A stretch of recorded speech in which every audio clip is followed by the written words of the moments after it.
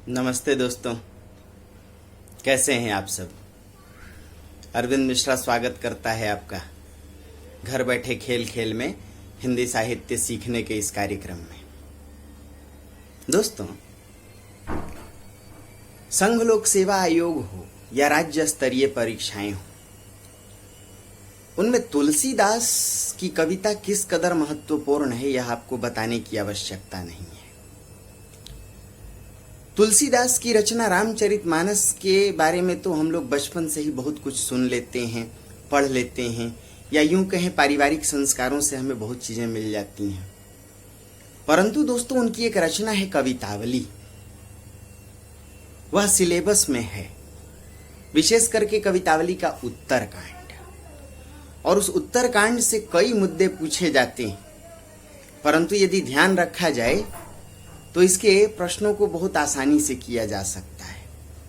सबसे जो पहला प्रश्न इस पर बनता है वो रामचरितमानस और कवितावली का अंतर। जो दूसरा प्रश्न बनता है कवितावली के उत्तरकांड की युगीन चेतना। और तीसरा प्रश्न बनता है उत्तरकांड की मूल संवेदना। दोस्तों, रामचरितमानस और कवितावली दोनों तुलसीदास की ही रचनाएं हैं, परंतु रामचरितमानस जहां अवधि में लिखी गई रचना है, वहीं कवितावली ब्रजभाषा में। रामचरितमानस और कवितावली में बराबर सर्ग हैं, 7-7 सर्ग।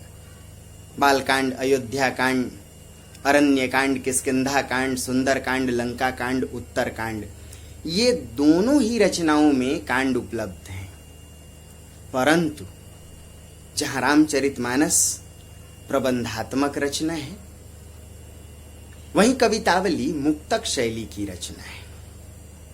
रामचरितमानस के एकमात्र नायक हैं प्रभु श्री राम। सभी सर्गों में कहीं ना कहीं उन्हीं की चर्चा है, कथा गति उन्हीं के इर्द गिर्द घूमती है। यूं कहें कथानक के केंद्र में श्री राम हैं, वही एकमात्र नायक है। बाकी सब या तो उपनायक हैं, या कोई प्रतिनायक है, या फिर खलनायक है। परंतु कवितावली में ना तो सर्गों में समानता है, कई सर्ग तो ऐसे हैं, जैसे अरण्यकांड, किष्किंधाकांड वगैरह को देखेंगे तो बिल्कुल छोटे खंड हैं, इनमें मात्र एक एक छंदों का प्रयोग है। सबसे बड़ी बात कि कवितावली में सिर्फ राम की ही चर्चा नहीं, बल्कि राम के साथ साथ कृष्ण की भी चर्चा है। लगभग 5 छंद ऐसे हैं जहां कृष्ण की महिमा का वर्णन है। कुछ छंद ऐसे हैं जहां शिव की महिमा का वर्णन है। इसके अलावा कवितावली में देखेंगे आप तो गंगा की महिमा का वर्णन है, तीर्थराज प्रयाग की चर्चा है, काशी की चर्चा है, बनारस की चर्चा है, महिमा का वर्णन है। संत तुलसी लिखते हैं कि जिस प्रयाग नगरी में देवी और देवता भी उत्सुक हों आकर के बसने के लिए। वाराणसी बनारस के विषय में लिखते हैं कि जहां अंबिका और ईश यानी विष्णु नर और नारी का वेश बनाकर घूमने को लालायित हैं। दोस्तों, ये जो कवितावली रचना है, इसमें एकमात्र उत्तरकांड थोड़ा बृहद है, लगभग 200 से भी अधिक इसमें छंदों का प्रयोग है। बाकी अन्य जो कांड है, अन्य जो सर्ग हैं, वो छोटी हैं। जब आप तुलसी के विषय में चर्चा करते हैं तो इस बात की चर्चा करते हैं कि तुलसी की रचना में कई मुख्य विशेषताएं रही हैं, जैसे मर्यादावाद, जैसे लोकमंगल की चेतना, जैसे समन्वयवाद, जैसे प्रबंध चेतना, तत्समनिष्ठ भाषा और अवधि का प्रयोग, साथ में अवधि और ब्रज दोनों का प्रयोग। परंतु एक बहुत बड़ी विशेषता है तुलसी की कविता की, और वह है युगीन चेतना, युग बोध को लेकर जानकारी। आचार्य शुक्ल ने एक बहुत बड़ी बात कही थी कि तुलसी अपने सामाजिक परिवेश से बेखबर नहीं थे। अपने आसपास की समस्याओं से आंखें मूंद कर रहना उन्हें पसंद नहीं था। इसलिए यदि आप कवितावली के उत्तर कांड में देखें तो युगीन बोध की चर्चा है, उस समय की परिस्थितियों की चर्चा है। समझ सकते हैं कि तुलसी के समय का समाज मुगल कालीन भारत का समाज था, सामंती रूढ़ियों से ग्रसित था। कलयुग की विकराल समस्याएं मुंह बाए खड़ी थी। अकाल, भूखमरी, उत्पीड़न, बेरोजगारी, दरिद्रता, वेश्यावृत्ति, निरंकुशता, नारी के प्रति व्यभिचारवादी दृष्टिकोण, वेद आश्रम जैसी संस्थाओं का खंडित होना, समाज से मर्यादा का विलुप्त होना, ये कुछ ऐसी समस्याएं थीं जो तुलसी के समय में व्याप्त थीं। तुलसी इन सभी समस्याओं को कवितावली के उत्तर कांड में उद्घाटित करती हैं। दोस्तों, आलोचकों ने एक बहुत बड़ी बात कही कि यदि तुलसी के राम को जानना हो तो रचना रामचरितमानस पढ़िए तुलसी की, और यदि स्वयं तुलसी को जानना हो तो उनकी रचना कवितावली को पढ़िए। कवितावली ब्रजभाषा में लिखी गई निर्बंध काव्य है या मुक्तक शैली की रचना है। निर्बंध कहते हैं जहां बंधन न हो, कथा गति टूटती रहे, बीच बीच में अवान्तर प्रसंग आते रहे, बीच बीच में अन्य नायकों की भी चर्चा मिलती रहे। इसलिए कुछ लोगों ने कवितावली को मुक्तक शैली की ही रचना मान लिया और आज यह मुक्तक शैली की ही रचना के रूप में प्रसिद्ध है। यदि कवितावली के मुख्य विषयों पर बात करें, विशेष करके उत्तर कांड में, तो आप 7 बिंदुओं पर चर्चा कर सकते हैं। कवितावली में सबसे पहले संत तुलसीदास ने आत्म परिचय को लिखने की कोशिश की। संत तुलसीदास अपनी यातना को, अपनी दरिद्रता को और बाल्यकाल से समाज में मिली उपेक्षा को इस रचना में उद्घाटित करती हैं।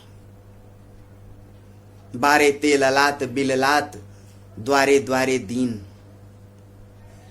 जिस तुलसी के लिए 4 चने के लिए दरवाजे दरवाजे भटकना पड़ता हो, घिघियाना पड़ता हो, 4 दाने चने के मानो 4 पुरुषार्थ की तरह हो, धर्म अर्थ काम और मोक्ष की तरह 4 दाने हो। सोचिए क्या यातना रही होगी तुलसी की। जायो कुल मंगन लिखते हैं अपने बारे में कि मैं मांगने वाली ब्राह्मणों की जाति में पैदा हुआ, और इसीलिए तुलसी अपनी इस रचना में उत्तर कांड में, कवितावली के उत्तर कांड में इस बात को स्पष्ट कर देते हैं, जाति के, सुजाति के, कुजाति के, पेटागी बस टूक खाए सबके। जहां किसी भी जाति के टुकड़े जूठन खा करके तुलसी को रहना पड़ा हो, तो आप समझ सकते हैं इस संत के जीवन की पीड़ा क्या रही होगी। कुछ लोगों ने यह आरोप लगाया कि संत तुलसीदास वर्णवादी थे, नारी विरोधी थे। उन्होंने अवर्ण और शूद्र जाति का जमकर विरोध किया, उनकी अवहेलना की। जरा सोचिए, जो किसी भी जाति का जूठन खाया हो वह क्या किसी की जाति में आस्था रखेगा और क्या किसी के प्रति प्रतिक्रिया का भाव रखेगा। इसलिए संत तुलसीदास ने कवितावली के उत्तर कांड में जातिगत व्यवस्था को ही ध्वस्त करने की कोशिश की। उन्होंने लिखा, न मेरी जाति पाती, न चहों काहू की जाति पाती। उन्होंने लिखा, धूत कहो, अवधूत कहो, रजपूत कहो, जुल्हाद कहू, काहू की बेटी से बेटा न ब्याहब, काहू की जाति बिगाड़ब न सो। मांग के खाइब, मसीत को सोइबो, न लैबो को एक, न दैबो को दो। तुलसी चीख पड़ते हैं, कहते हैं कि कोई फर्क नहीं पड़ता कि मुझे तुम योगी कहो, अघोरी कहो, राजपूत कहो या मुसलमान कहो। अरे बचपन से मांग के खाया, आज भी मांग के खाता हूं। देखा जाए तो भक्ति काल के चारों संतों में कबीर के पास व्यवसाय था, बुनकर का। सूरदास जी के पास मठ था, श्रीनाथ जी का मंदिर, जायसी बहुत बड़े खेतीहर किसान थे, यानी सबके पास जीविका का कोई आधार था। एकमात्र संत तुलसीदास थे जिनके पास जीविका का कोई आधार नहीं था। इसलिए संत ने जाति व्यवस्था को खत्म करके राम राज की कामना की थी। इस संत ने रामचरितमानस में इस बात की स्पष्ट घोषणा कर दी थी कि तुलसी ममता राम सो समता सब संसारो, सिया राम मैं सब जग जानी, करूं प्रणाम जोरी जुग पानी। उनके लिए तो पूरा संसार ही राममय था, इसलिए जाति व्यवस्था से आजीज है। तो आप कवितावली के उत्तर कांड में एक तो तुलसी का आत्म परिचय देखेंगे, दूसरी बात उन्होंने जातिगत व्यवस्था को किस प्रकार ध्वस्त किया, तीसरी बात युगीन चेतना को उद्घाटित करते हैं कि किस प्रकार उस समय के समाज में बेरोजगारी, भूखमरी जैसी समस्याएं विद्रूप थीं, मुंह बाए खड़ी थीं, अकाल जैसी पीड़ा थी, विभीषिका थी। इसलिए संत तुलसी लिखते हैं, खेती न किसान को, भिखारी को न भीख, बली बनिक को बनिज, न चाकर को चाकरी, जीविका विहीन लोग सिद्ध्यमान सोच बस, कहीं एक एक अंशो कहां जाई का करी। आज भी दोस्तों पीड़ा है, what to do and where to go. देश ही नहीं पूरा विश्व महामारी से जूझ रहा है। कोरोना जैसी महामारी से जूझने के कारण विश्व के सामने, युवाओं के सामने एक बहुत बड़ी समस्या खड़ी हो गई है, बेरोजगारी। रोजगार के लिए करें तो क्या करें? छोटे बच्चे स्कूल नहीं जा सकते, युवाओं को रोजगार नहीं, घर चलाना मुश्किल। सोचिए उस जमाने में तुलसी ने भी अपनी आंखों के सामने ऐसी समस्याओं को देखा। इसलिए लिखते हैं, किस भी कुल किसान कुल भाट, जहां समस्या कि पेट की खातिर ही बेचत बेटा बेट की, जहां लोग बेटा और बेटी तक को पेट की आग बुझाने के लिए बेच देती हैं। तुलसी को लिखना पड़ता है कि बड़वाग्नि से भी बढ़कर आग है जठराग्नि। पेट की आग को बुझाना मुश्किल, जंगल और समुद्र की आग को तो बुझाया जा सकता है, परंतु पेट की आग तो राम ही बुझा सकती। दोस्तों, दरिद्रता पर अकाल पर लिखते हैं, करिकाल अकाल बारही बार पर। और दरिद्रता दशानन की तरह बढ़ती ही जा रही है, उसके 10 मुख की तरह।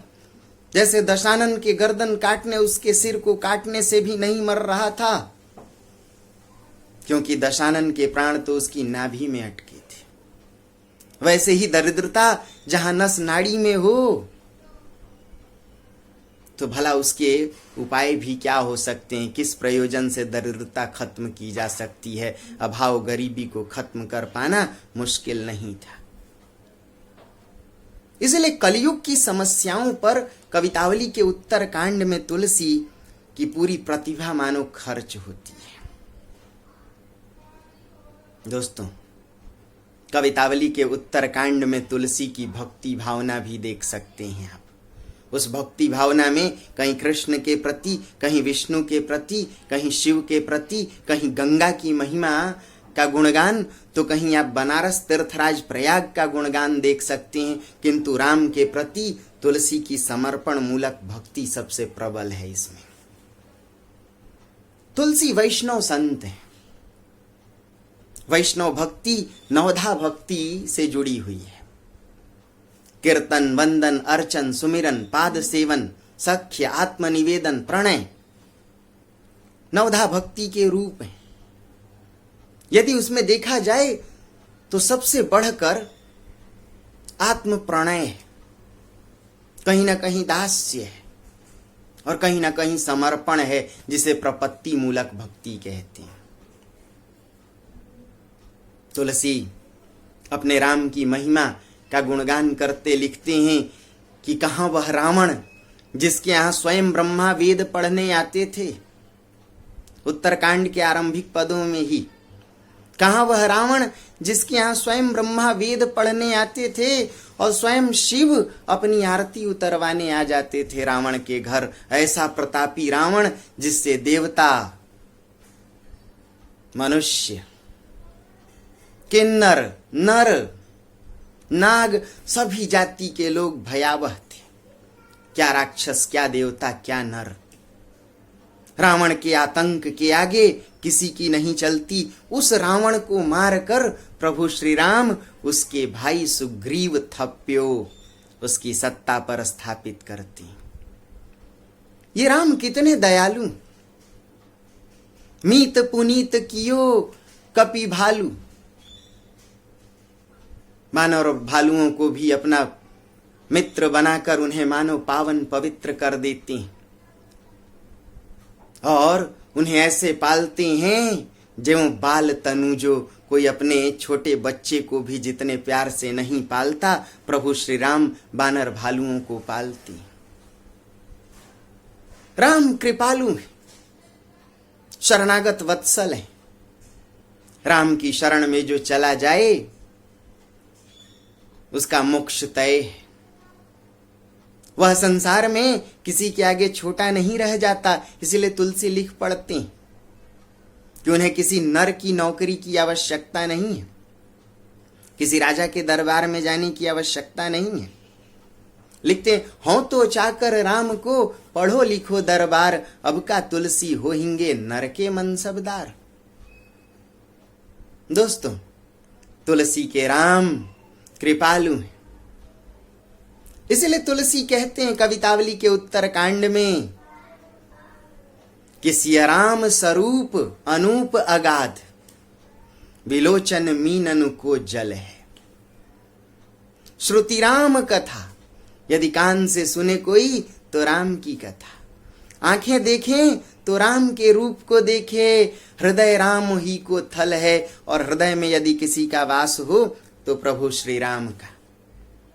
इसलिए लिखते हैं मति राम ही सो, गति राम ही सो, रति राम ही सो, राम ही को बल है। मति गति रति सब राम के प्रति लगी हो, और राम ही जीवन के एकमात्र आधार हो, सहायक हो। इसलिए तुलसी कहते हैं राम ही की सौ, राम की ही कसम, मेरे तो शरणागत सिर्फ राम है। इसलिए रंग रच्यो, राम रंग रच्यो, मैं राम के रंग में रंगा हूं। ये राम कौन है? ये राम मातु पिता बंधु गुरु सहायक स्वामी स्नेही, ये राम सब कुछ है। अपने को पूरी तरह तुलसी सौंप देते हैं। जो भाव आपने सुना, त्वमेव माता च पिता त्वमेव बंधु च सखा त्वमेव, वही तुलसी का भाव है। राम है मातु पिता गुरु बंधु, राम माता पिता गुरु बंधु, यहां तक कि और सखा सुत स्वामी स्नेही, वो सब कुछ है राम। इसलिए तुलसी राम के प्रति अपने को पूरी तरह सौंप देते हैं। उन्हें लगता है कि चाहे कलयुग की पीड़ा हो, त्रासदी हो, राम के अलावा और कोई बचा नहीं सकता। जिस पर राम की कृपा हो जाए वह तो अपने आप में श्रेष्ठ है, वह छोटा कहां।